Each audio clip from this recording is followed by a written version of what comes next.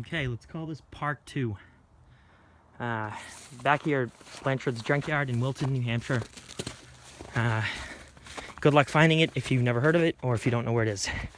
I can help direct you to it if you politely ask me for the information. You sound legit. I don't kind of give out the information just to anybody. This place is amazing. It's a junkyard that's been operating for so many years that there's vehicles here with wooden wheels. There's many pre-war cars. Some have, I guess, it's a good thing that some have left because many of them have been bought by people who are going to restore or use them for parts.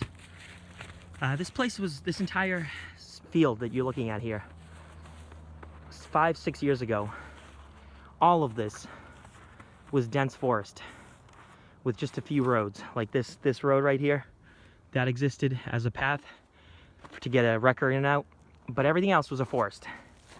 And they chopped it down and cleaned it up and unfortunately crushed a lot of the rougher vehicles. Let's keep walking here while I talk. And, I saw many 40s and 50s cars were being crushed left and right. I saw with my own 2 eyes a 40 Buick and a 40, I think it was a 41 Studebaker being crushed right here at the premises. They brought in one of those mobile wreckers, more crushers, I should say. Anyway, let's look at some of the cool stuff here. There's some really amazing things here. I mean, this is wild. I'm making this video, it's January of 2016. And here we have a 1961 Pontiac. So, I mean, think about how long this car's been here to be in this condition. You know, I mean, yes, it's 65 years old, but at the same time, there's a flippin' giant tree growing through the middle of it. I mean, that's pretty wild. This is legit. This isn't, you know, this car hasn't been reassembled around this tree as some kind of a gag. And you can see this several places around this junkyard. There's something wild like this to be seen. I had mentioned in my earlier video the 21 window bus that was here, which is now gone and hopefully being restored. These rougher 2 buses that are here, there's one right here that I just showed you, and way across down there's another one. If memory serves me right, I'm pretty sure it's over there. I'll show you that one in a minute. Let's walk around a bit. There's Cadillacs, there's Chevys, there's Dodges. If you're a Ford guy, you're definitely in luck because this place is full of Fords and Mercurys and Lincolns. There is some odd, unique stuff as well, though. I mean, this Chrysler is a pretty nice example of something quite unique. I actually wondered myself when the first time I saw this, I could remember the details on the La Femme, but that brought it to mind, that crazy pink and white combo. I personally love Patina, so this is just wild.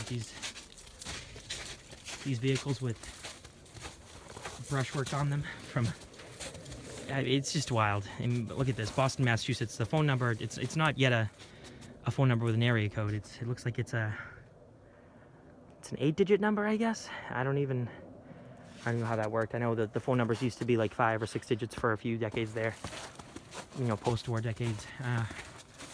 But yeah, I mean, these panel trucks, these old workhorses that are here, there's farm trucks, and there's occasional, what you might call a luxury car, like this gorgeous Chrysler that, yeah, I mean, that's a beautiful car. It predates the Forward look by just 1 year. But, you know, there's a ton of advanced design Chevrolets here. This 57 Chevy, you know, it's unfortunately this car's gone, but I'd still rather see it as a work of art, so to speak, as sort of a testament to what this country used to be in terms of the industrial might and the General Motors vehicles that to this day are being copied for their style and elegance. And again, Chrysler had their days, and even Ford had some really neat vehicles back in the day. You know, I mean, look at that Cadillac over there. That's been here for a few decades too. You know, that didn't get backed into here in the 1990s. That car's probably sat here since it blew a transmission in the 70s. I mean, I was born in 1979. Most of these vehicles that are here, if you do some investigating, if you look at inspection stickers, or sometimes you'll find a registration in the glove box, they've been here longer than I've been alive in most cases.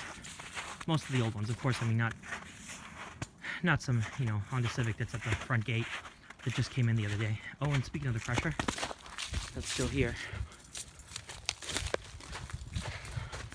So apparently the crushing continues, and I hope it's mostly new vehicles, which it looks like it is.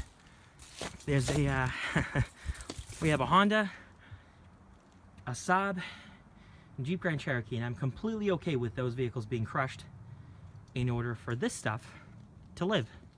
Because after all, they are junkyard, they need to scrap and junk things, and you know, the money is in scrapping and junking vehicles, so that's what they do here. But you know, this is a perfect example. I mean, this is a gorgeous classic car. This Mercury is allowed to live and just sit here, and someday maybe somebody will need a piece off of it, maybe not, who knows. This is actually, is this a Torino? I misspoke. In any case, let's keep going. This is wild. Look at this Studebaker truck. This thing's seen better days. Love that horn ornament. Alrighty. I will continue to make these videos and keep posting them. I'm probably going to make a couple more today. And you might not see them all posted on the same day, obviously. It might take me a few weeks to get them up on YouTube. I work 2 jobs. It's rare that I can come up here and